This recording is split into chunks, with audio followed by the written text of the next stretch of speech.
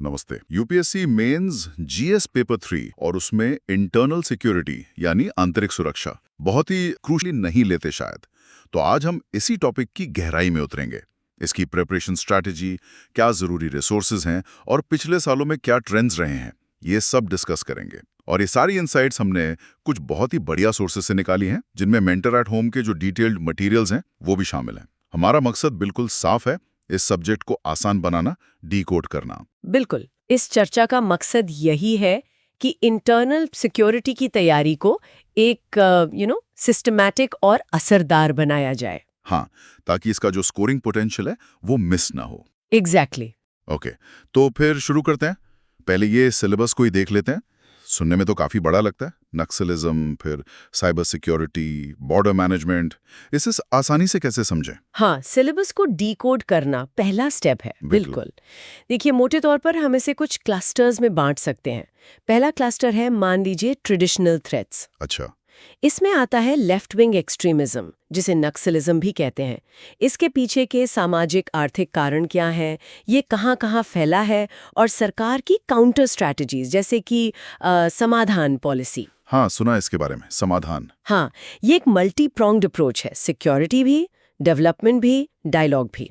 इसी क्लस्टर में फिर क्रॉस बॉर्डर टेररिज्म और बॉर्डर मैनेजमेंट के जो चैलेंजेस हैं वो भी आते हैं। जमीन वाले बॉर्डर्स और कोस्टलाइन वाले दोनों? हाँ, दोनों, चाहे लैंड बॉर्डर्स हो या हमारी लंबी कोस्ट लाइन।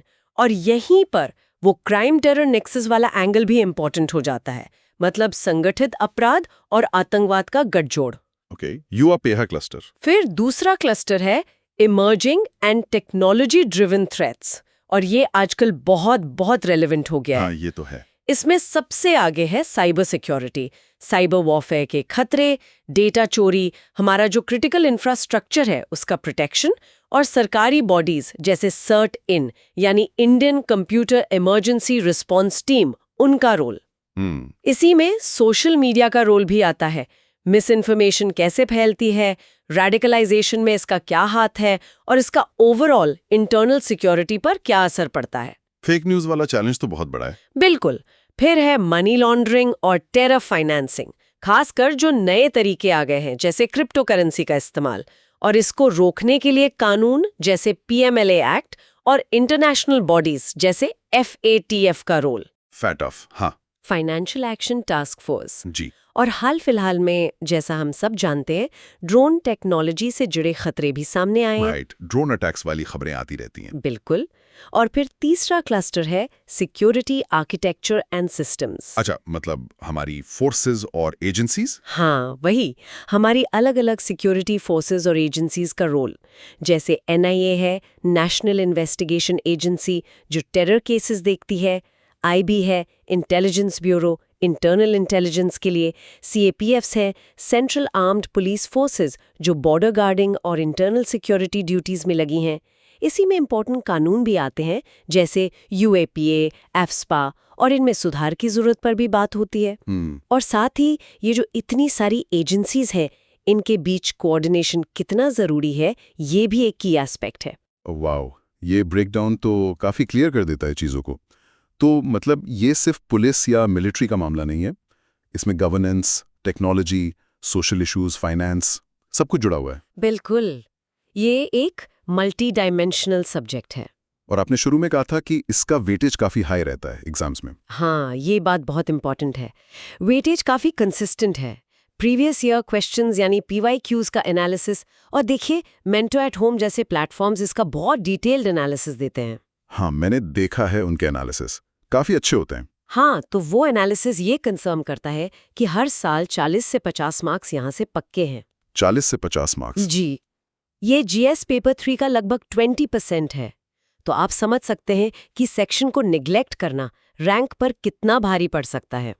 अगर अप्रोच सही हो तो स्कोरिंग पोटेंशियल बहुत ज्यादा है इसमें। बिल्कुल, इतना बड़ा सिलेबस, इतना हाई वेटेज, तो फिर सही रिसोर्सेज चुनना बहुत बहुत जरूरी हो जाता है। क्या सजेस्ट करते हैं सोर्सेज, कहाँ से पढ़ना चाहिए? देखिए, यहाँ पर क्वालिटी ओवर क्वांटिटी वाला फंडा चलता है। सबसे पहले तो एक अच्छा फाउंडेशन बनाने के लिए आपको कंसाइज और कॉम्प्रिहेंसिव नोट्स चाहिए। नोट्स? और इस मामले में सोर्सेज अक्सर मेंटर एट होम के नोट्स का जिक्र करते हैं। उनकी क्लैरिटी, सिलेबस कवरेज और खास तौर पर करंट अफेयर्स इंटीग्रेशन के लिए उन्हें काफी अच्छा माना जाता है। अच्छा। हाँ, और एक खास बात यह है कि ये नोट्स उनके प्लेटफॉर्म पर फ्रीली अवेलेबल हैं। अरे वाह, ये तो बहुत बढ़िया खबर है एस्पिरेंट्स के लिए।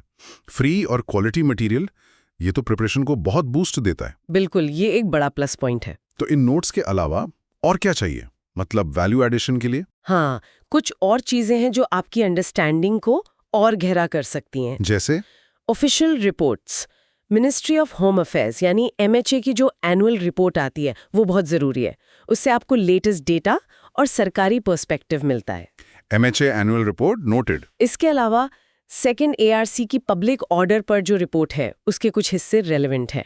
और जस्टिस BN श्रीकृष्ण कमेटी की डेटा प्रोटेक्शन पर रिपोर्ट, जो अब DPDP एक्ट का बेस बनी है, वो भी कॉन्टेक्स्ट देती है। ओके। और ऑनलाइन सोर्सेस? हाँ, करंट डेवलपमेंट्स और एनालिसिस के लिए IDSA, मतलब Manohar Parrikar institute for defence studies and analysis, और ORF, ऑब्जर्वर रिसर्च फाउंडेशन जैसे थिंक टैंक्स की वेबसाइट्स काफी अच्छी हैं। IDSA और ORF, ठीक है। सरकारी अपडेट्स के लिए PIB यानी प्रेस इंफॉर्मेशन ब्यूरो, और लेजिस्लेटिव डेवलपमेंट्स ट्रैक करने के लिए PRS इंडिया, ये सब फायदेमंद हैं। और मैगजीन्स जैसे योजना, कुरुक्षेत्र। हाँ, योजना और कुरुक्षेत्र के जो सिक्योरिटी पर फोकस्ड इश्यूज आते हैं, उनसे आपको अच्छी केस स्टडीज, एग्जाम्पल्स और स्कीम्स की अंडरस्टैंडिंग मिल जाती है। एक पॉइंट जो सोर्सेज बार बार हाईलाइट करते हैं वो है करंट अफेयर्स और स्टैटिक सिलेबस का इंटीग्रेशन। मतलब सिर्फ एक्ट्स के नाम या एजेंसीज के फंक्शंस रट लेना काफी नहीं है। उनका एप्लीकेशन, रीसेंट कॉन्टेक्स्ट, वो समझना जरूरी है। आपने बिल्कुल सही पॉइंट पकड़ा है। अप्रोच डायनामिक होना ही चाहिए। इंटरनल सिक्योरिटी कोई स्टैटिक सब्जेक्ट तो है नहीं। सही बात है। खतरे बदल रहे हैं, टेक्नोलॉजी इवॉल्व हो रही है, तो जो भी नए डेवलपमेंट्स हो रहे हैं, मान लीजिए कोई बड़ा साइबर अटैक हुआ या कोई नया टेरर मॉड्यूल पता चला या बॉर्डर पर कोई नई टेक्नोलॉजी लगाई गई, उसको अपनी बेसिक अंडरस्टैंडिंग के साथ जोड़ना बहुत क्रूशियल है। मतलब लिंकेज बनाना। हाँ, लिंकेज बनाना। इसीलिए रेगुलर न्यूज़पेपर रीडिंग और ये जो ऑनलाइन सोर्सेज बताए, उनसे अपडेटेड रहना इतना ज़रूरी है। तो ये जो डायनामिक नेचर है सब्जेक्ट का, एग्जाम में पूछे जाने वाले सवालों में भी दिखता होगा। PYQ एनालिसिस से क्या ट्रेंड्स निकल कर आ रहे हैं? क्या UPSC का फोकस बदल रहा है टाइम के साथ? हाँ, बिल्कुल दिखता है। PYQ एनालिसिस और जैसा मैंने कहा मेंटर एट होम जैसे प्लेटफॉर्म्स, ये काफ़ी सिस्टमैटिकली प्रोवाइड करते हैं। वो एक क्लियर शिफ्ट दिखाते हैं। अगर हम 2013 के आसपास देखें तो LWE और ट्रेडिशनल क्रॉस बॉर्डर टेररिज्म पर काफ़ी सीधे सवाल आते थे। अच्छा। लेकिन अगर हम पिछले 5-7 साल देखें, मतलब मोटा-मोटा 2018 या 19 से लेकर 2023 तक, तो फोकस काफ़ी डाइवर्सिफाई हुआ है। अब देखिए, साइबर सिक्योरिटी पर सवाल ज़्यादा नुआंस्ड हो गए, सिर्फ टेक्निकल नहीं, बल्कि इसके गवर्नेंस चैलेंजेस क्या हैं, डेटा सिक्योरिटी खासकर, DPDP एक्ट के कॉन्टेक्स्ट में, और क्रिटिकल इन्फॉर्मेशन इंफ्रास्ट्रक्चर के प्रोटेक्शन पर फोकस बढ़ा है। और इसका टेरर फाइनेंसिंग से लिंक 2021 में इस पर सवाल था, ये इम्पॉर्टेंट हो गया है। और जैसा हमने डिस्कस किया, ड्रोन UAV अटैक्स जैसे नए थ्रेट्स 2023 में इस पर सवाल आया था, अब सिलेबस का हिस्सा बन गए हैं। That's really interesting. तो इसका मतलब ये हुआ कि जो नए खतरे हैं, जो नई चुनौतियां हैं, उन पर UPSC ज्यादा ध्यान दे रहा है। हाँ, ऐसा कह सकते हैं। लेकिन क्या इसका मतलब ये है कि जो पुराने कोर टॉपिक्स थे, जैसे नक्सलिज्म या बॉर्डर मैनेजमेंट, वो अब उतने इंपॉर्टेंट नहीं रहे? नहीं, ऐसा बिल्कुल नहीं है। ये समझना बहुत जरूरी है कि कोर टॉपिक्स अभी भी उतने ही इंपॉर्टेंट है। अच्छा। बॉर्डर मैनेजमेंट, उसके चैलेंजेस, उसके सॉल्यूशंस, जैसे CIBMS, comprehensive integrated border management system, ये लगभग हर साल किसी न किसी फॉर्म में आता ही है। ओके, LWN नक्सलिज्म पर भी सवाल आते रहते हैं। हाँ, शायद अब उनके सोशियो इकोनॉमिक एस्पेक्ट्स पर या गवर्नमेंट स्ट्रैटेजीज पर ज्यादा फोकस हो। टेररिज्म का नेचर बदल रहा है, तो अब सवाल उसके ऑर्गेनाइज्ड क्राइम के साथ नेक्सस पर आ रहे हैं, जैसा 2022 में पूछा गया, या फिर स्टेट और नॉन स्टेट एक्टर्स के रोल पर। मैरिटाइम सिक्योरिटी भी हमारी इतनी लंबी कोस्टलाइन की वजह से हमेशा रेलेवेंट रहती है। और हाँ, कुछ सोर्सेज ये भी पॉइंट आउट करते हैं कि कभी-कभी बिल्कुल स्टैटिक सवाल भी आ जाते हैं, जैसे किसी एक्ट या एजेंसी पर। तो फंडामेंटल्स को मजबूत रखना तो जरूरी है ही। समझ गया, मतलब एक बैलेंस्ड अप्रोच चाहिए। हाँ। फंडामेंटल स्ट्रांग रखो, LWE, टेररिज्म, बॉर्डर मैनेजमेंट के बेसिक्स क्लियर होने चाहिए, लेकिन साथ ही जो उभरते हुए खतरे हैं जैसे साइबर, ड्रोन्स, सोशल मीडिया का मिसयूज और टेरर फाइनेंसिंग के नए तरीके, उन पर गहरी पकड़ बनानी होगी। बिल्कुल। और सबसे इंपॉर्टेंट, इन सबके बीच जो कनेक्शंस है, जो लिंकेजेस हैं, उनको समझना होगा। एग्जैक्टली वो इंटरलिंकेजेस समझना ही की है। चलिए, ये तो हुई नॉलेज और अंडरस्टैंडिंग की बात, लेकिन यूपीएससी मेंस में असली चैलेंज तो होता है उस नॉलेज को इफेक्टिवली आंसर शीट पर उतारना। अच्छे मार्क्स के लिए हाई स्कोरिंग आंसर्स लिखने के लिए सोर्सेज क्या स्पेसिफिक टिप्स देते हैं? हाँ देखिए, प्रेजेंटेशन ही सब कुछ है आखिर में। एक स्ट्रक्चर्ड अप्रोच सबसे अच्छा काम करता है, जिसे हम आईबीसी फॉर्मेट कह सकते हैं, introduction, body, conclusion. IBC format. ठीक है। इंट्रोडक्शन जो है वो कंसाइज और टू द पॉइंट होना चाहिए। टॉपिक को डिफाइन कर दीजिए या उसका कॉन्टेक्स्ट सेट कर दीजिए। जैसे अगर साइबर सिक्योरिटी पर सवाल है तो आप शुरू कर सकते हैं, cyber security has emerged as a critical dimension of national security, encompassing the protection of information infrastructure and addressing threats in the digital domain. ये एग्जामिनर को एक क्लियर डायरेक्शन देता है। Okay, short and crisp introduction. हाँ, फिर आती है body. ये आपके आंसर का कोर है। यहाँ अपने आर्ग्यूमेंट्स को लॉजिकल सब हेडिंग्स में ऑर्गेनाइज कीजिए, जैसे challenges, government initiatives, way forward. सब हेडिंग्स। और बुलेट पॉइंट्स का इस्तेमाल कीजिए, रीडेबिलिटी बढ़ती है उससे।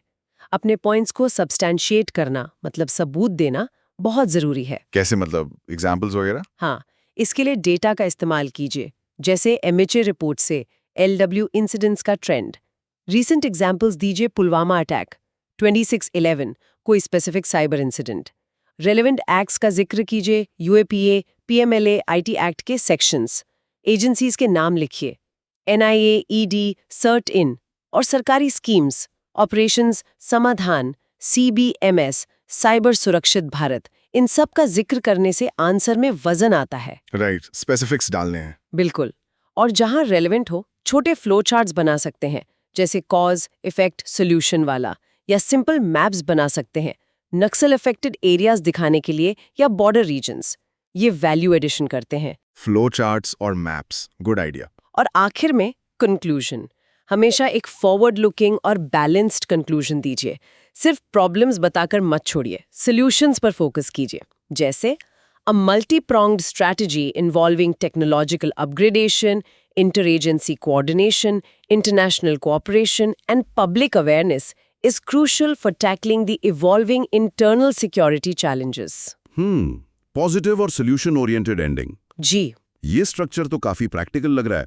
क्या सोर्सेस टॉपर्स की आंसर कॉपीज या बेस्ट प्रैक्टिसेस से कुछ कॉमन बातें बताते हैं? मतलब कुछ ऐसी चीजें जो कंसिस्टेंटली अच्छे मार्क्स दिलाती हैं? हाँ, कुछ कॉमन एलिमेंट्स हैं जो हाई स्कोरिंग आंसर्स में अक्सर दिखते हैं। जैसे? एक तो ऑथेंटिक डेटा का इस्तेमाल, क्रेडिबिलिटी के लिए एमएचए रिपोर्ट्स या दूसरे ऑथेंटिक सोर्सेज, जैसे एनसीआरबी का डेटा ऑर्गेनाइज्ड क्राइम के लिए। दूसरा, specific naming, schemes, policies, operations, committees और लॉज का स्पेसिफिक नाम लिखना, जैसे नैट ग्रिड या सीसीटीएनएस का जिक्र करना जहां जरूरी हो। तीसरा, करंट लिंकेजेस, हर टॉपिक को करंट इवेंट से लिंक करने की कोशिश करना। साइबर सिक्योरिटी में लेटेस्ट थ्रेट्स या इनिशिएटिव्स मेंशन करना। चौथा, regular practice, consistent answer writing practice, खासकर टाइम बाउंड तरीके से। सोर्सेज सजेस्ट करते हैं कि हर हफ्ते कम से कम एक 10 मार्कर और एक 15 मार्कर जरूर लिखना चाहिए। प्रैक्टिस तो खैर की है ही। बिल्कुल।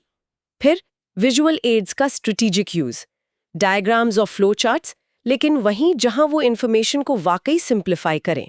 और छठा, रिवीजन, मेन से पहले की लॉज, एजेंसीज के मैंडेट और पिछले 1-2 साल के मेजर इंसिडेंट्स को रिवाइज करना बहुत बहुत इंपॉर्टेंट है। ये सारे पॉइंट्स बहुत यूजफुल हैं। तो निचोड़ क्या है इन सब बातों का? What does this all mean? देखिए, इंटरनल सिक्योरिटी का सिलेबस गहरा है, डायनामिक है, ये सच है, लेकिन घबराने की बात बिल्कुल नहीं है। सही स्ट्रैटेजी, डिसिप्लिन और सबसे जरूरी क्वालिटी रिसोर्सेज के साथ ये जीएस पेपर 3 में एक मेजर स्कोर बूस्टर बन सकता है।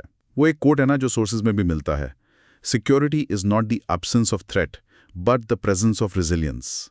हमें अपनी तैयारी में वही रेजिलियंस बिल्ड करनी है, अडेप्टेबिलिटी और स्ट्रेंथ। बिल्कुल सही कहा। और इस प्रिपरेशन जर्नी में, जैसा हमने डिस्कस किया, सोर्सेज मेंटर एट होम जैसे प्लेटफॉर्म्स को एक बहुत वैल्यूएबल रिसोर्स मानते हैं। उनके हाई क्वालिटी नोट्स जो फ्रीली अवेलेबल हैं, साथ ही उनकी क्यूरेटेड टेस्ट सीरीज और डिटेल्ड पीवाईक्यू एनालिसिस, ये सब एस्पिरेंट्स को एक स्मार्ट और इफेक्टिव तरीके से तैयार होने में बहुत मदद करते हैं। उनका अप्रोच काफ़ी स्ट्रक्चर्ड है और यूपीएससी की जो बदलती हुई डिमांड्स हैं उनके साथ अलाइंड है। हाँ, ये बात सही है, उनका मटेरियल काफ़ी अपडेटेड रहता है। तो अगर आप भी अपनी यूपीएससी प्रिपरेशन के लिए ऐसी ही स्ट्रैटेजिक गाइडेंस और हाई क्वालिटी इनसाइट्स चाहते हैं तो हमारे चैनल को सब्सक्राइब करना मत भूलिएगा।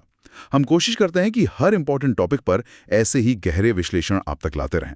और हाँ, एक खास खबर भी है, हम जल्द ही कंप्लीट इंटरनल सिक्योरिटी सिलेबस पर एक पूरी वीडियो सीरीज शुरू करने वाले हैं। अरे वाह! हाँ, बिल्कुल इसी तरह की डिटेल डिस्कशन के साथ, और ये हम मेंटर एट होम के कोलैबोरेशन में कर रहे हैं। ये तो बहुत अच्छा रहेगा एस्पिरेंट्स के लिए। बिल्कुल, तो मेंटर एट होम के साथ जुड़े रहिए, सीखते रहिए और अपने सिविल सर्विसेज के सपने को पूरा करने की दिशा में आगे बढ़ते रहिए।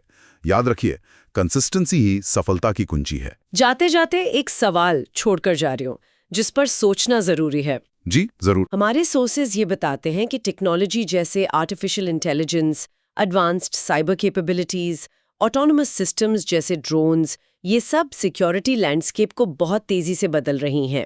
तो आने वाले वक्त में ऐसी कौन सी नई इंटरनल सिक्योरिटी थ्रेट्स उभर सकती हैं जिनके बारे में शायद अभी हम उतना नहीं सोच रहे हैं या जो हमारे करंट सिलेबस में उतनी प्रोमिनेंटली नहीं है? Interesting question. और उनके लिए एक नेशन के तौर पर और एक एस्पिरेंट के तौर पर हम कैसे तैयार हो सकते हैं, इस पर विचार करना फ्यूचर रेडी रहने के लिए बहुत ज़रूरी है।